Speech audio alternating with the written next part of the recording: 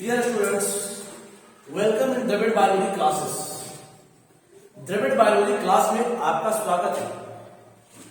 आज इस वीडियो के माध्यम से हम लोग लैंगिक प्रजनन के बारे में जानेंगे, यानी सेक्सुअल रिप्रोडक्शन के बारे में जानेंगे। प्रजनन को दो भागों में हम बांटे थे, अलैंगिक और लैंगिक। तो अलैंगिक प्रजनन जो होता है उसके बारे में अनेकों वीडियो में हमने बताया है, उसके प्रकार के बारे में बताया है। लेकिन आज इस वीडियो के माध्यम से हम लोग लैंगिक प्रजनन के बारे में जानेंगे, यानी सेक्सुअल रिप्रोडक्शन के बारे में जानेंगे।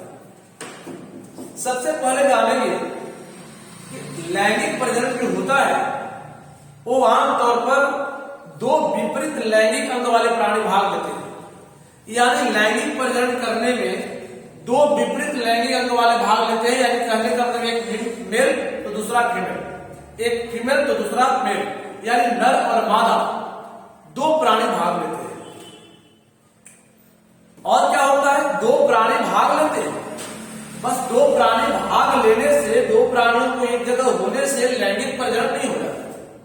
उसके लिए दोनों प्राणियों में युग्मकों का निर्माण होना जरूरी है।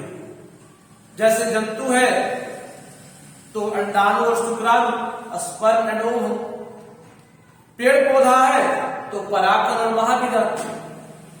दोनों युग्मकों को, नर युग्मक और मादा युग्मक को निकलना अपने अपने जगह से जरूरी है। निकलने के बाद दोनों का संलयन जरूरी है, यानी दोनों का जुड़ना एक दूसरे के साथ जरूरी है, निषेचन होना जरूरी है। यानी हम डिफाइन कर सकते हैं इसको कि लैंगिक प्रजनन की वह क्रिया है जिसमें मूलतः दो विपरीत लैंगिक अंग वाले प्राणी भाग लेते हैं।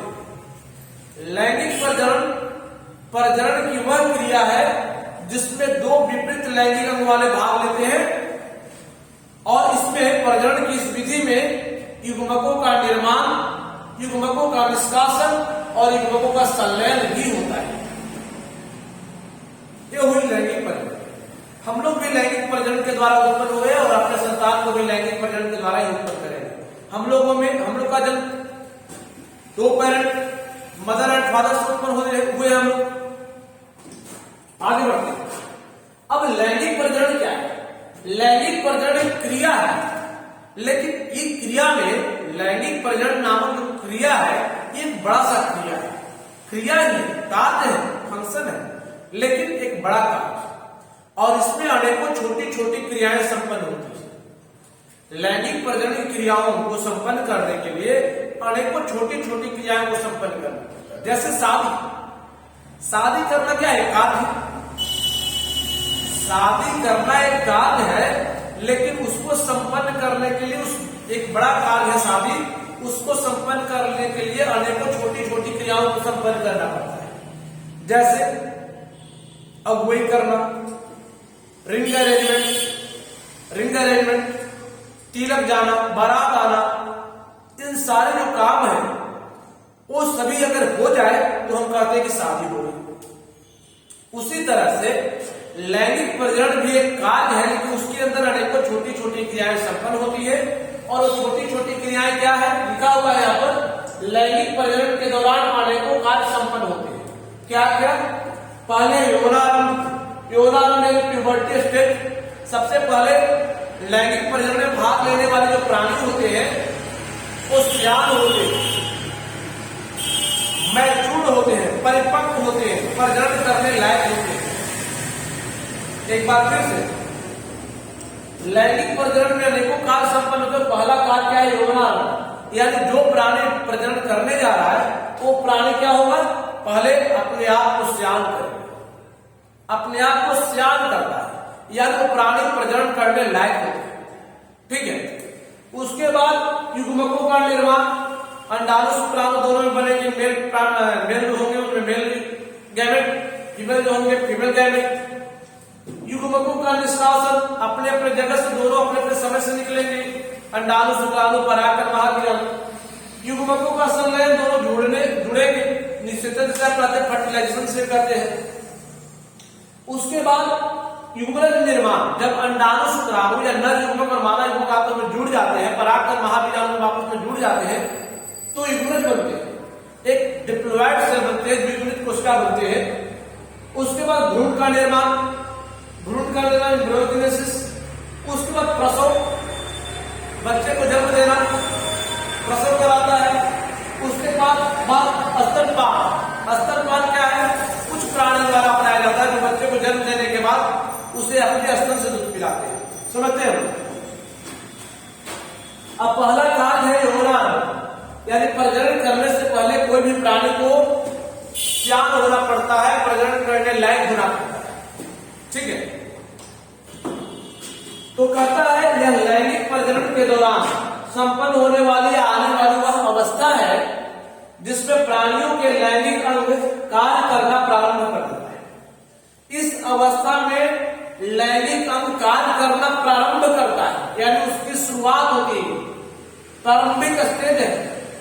यानी हम कह सकते हैं कि किसी भी मेल अथवा फीमेल प्राणी का, नर अथवा मादा प्राणी का लैंगिक अंग जब चालू हो जाए, काम करना शुरू कर दे, प्रारंभ हो जाए, लैंगिक अंग अपना कार्य करना शुरू कर देता है, तब उसे हम, उस अवस्था को हम यौनारंभ या यौनावस्था कहते हैं। कहता है यह लैंगिक प्रजनन के दौरान संपन्न होने वाली वह अवस्था है जिसमें प्राणियों के लैंगिक अंग कार्य करना प्रारंभ कर देते हैं। काम तो करेगा, मान कि पुरुष की हम बात करते हैं तो 13 वर्ष से 58 वर्ष तक प्रजननशील होता है, तो यौनारंभ नहीं करेगा, वो प्रजनन अवस्था कहलाएगा। यौनावस्था कब? जब शुरू हो रहा है, शुरुआत कब हो जाती है? यह लड़कों में, अगर लड़कों की हम बात कर लेते तो लिख दिए है, यह लड़कों में 13 से 16 वर्ष में। अब लड़का प्रजननशील कब हो जाता है? 13वां वर्ष में, 14वां वर्ष में हो सकता है, 15वां में हो सकता है, या 16वां में हो सकता है। यानी 13 से 16 वर्ष के बीच में कोई भी लड़के प्रजनन करने योग्य हो जाते हैं, उन्हें प्रजनन करने की क्षमता आ जाती है, सारा हार्मोनल कंडीशन होने लगता है।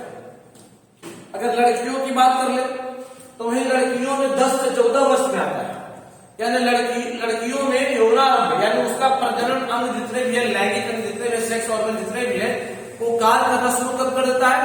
10 वर्ष से 14 वर्ष के बीच में वो सारा कुछ हार्मोनल कंडीशन जो है सेग्रेट होने लगते हैं और सारा लैंगिक काम करना चालू कर देता है। और जब लैंगिक अंग कार्य करना शुरू कर रहा है, आरंभ कर रहा है, उसी समय को हम कहते हैं यौनारंभ। यौन का आरंभ हो रहा है। दूसरा कार्य है युग्मकों का निर्माण, यहां लिखा हुआ दूसरा, युग्मकों का निर्माण। अगर जंतु है, एनिमल है, तो स्पर्म एंड ओवा बनेगा, शुक्राणु और अंडाणु बनेगा। अगर पेड़ पौधे हैं तो परागकण और महाबीजाणु बनेगा, यानी पोलन ग्रैंड एंड मेगास्पोर बनेगा। या किसी भी प्राणी में युग्मक को बनने की क्रिया है, युग्मक यानी गैमेट्स को बनने की क्रिया है। लेकिन हर एक प्राणी में एक ही समय में युग्मक बन जाए ये कोई जरूरी नहीं है। हर एक प्राणी में युग्मक को बनने की जो क्रिया है अलग अलग समय पर संपन्न होती है। जैसे जिसे हम युग्मक जन्म कहते हैं, अब लड़का और लड़की की बात कर लीजिए, ज्यादा दूर में जाइए, दूसरे प्राणी में जाने की आवश्यकता नहीं है, क्योंकि हर एक प्राणी में लाइफ स्पेन जीवन काल के समान, जीवन काल के अनुसार ही बनते हैं। यह लड़कों में 13 वर्ष से 58 वर्ष का काल बनता रहता है। लड़कों में युग्मक कब बनते हैं, पुरुष में युग्मक कब बनते हैं? 13 वर्ष से जो आरंभ होता है टेस्टिस के अंदर, वृषण के अंदर शुक्राणु बनना, वो लगातार 58 वर्ष तक बनते हैं। प्रत्येक दिन, प्रत्येक क्षण बनते रहते हैं, हजारों लाखों की संख्या में। यानी जितना दिन तक कोई पुरुष प्रजननशील होता है, संतान उत्पन्न करने की क्षमता उसमें है, उतना दिन तक उसमें शुक्राणु बनते रहेंगे। लेकिन महिलाओं में, लड़कियों में कब कहता है? जबकि लड़कियों में अंडाणु उस समय बन जाता है जब कोई लड़की अपनी मां के गर्भाशय में 7वां माह गुजार रही होती है। लड़का में शुक्राणु कब बन रहा है? जब उसमें प्रजनन अवस्था आ जा रहा है, संतान उत्पन्न करने की क्षमता विकसित हो जा रहा है, और जितना दिन तक वो प्रजननशील रह रहा है, जवान है, तब तक उसमें शुक्राणु बनते हैं। और लेकिन लड़कियों में क्या होता है? लड़कियों में अंडाणु कब बनते हैं?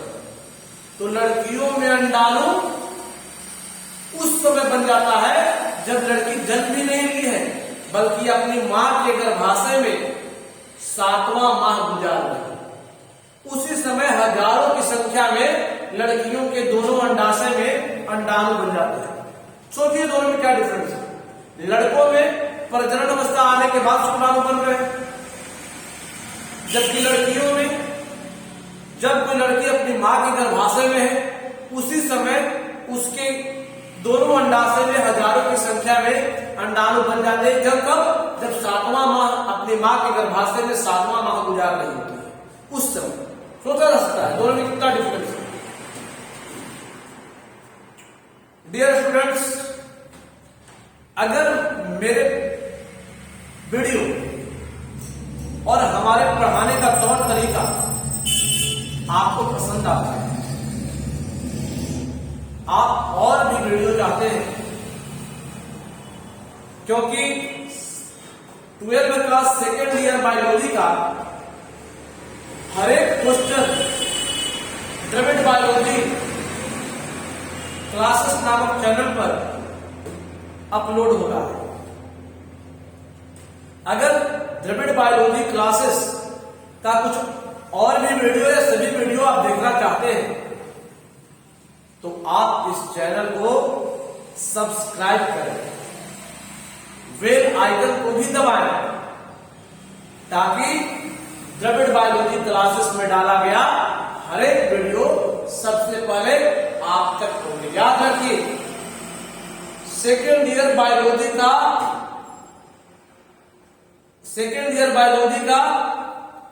हर एक क्वेश्चन, एक क्वेश्चन द्रविड़ बायोलॉजी क्लासेस नामक चैनल पर उपलब्ध है। अतः आप सब्सक्राइब करें और बेल आइकन को दबाएं।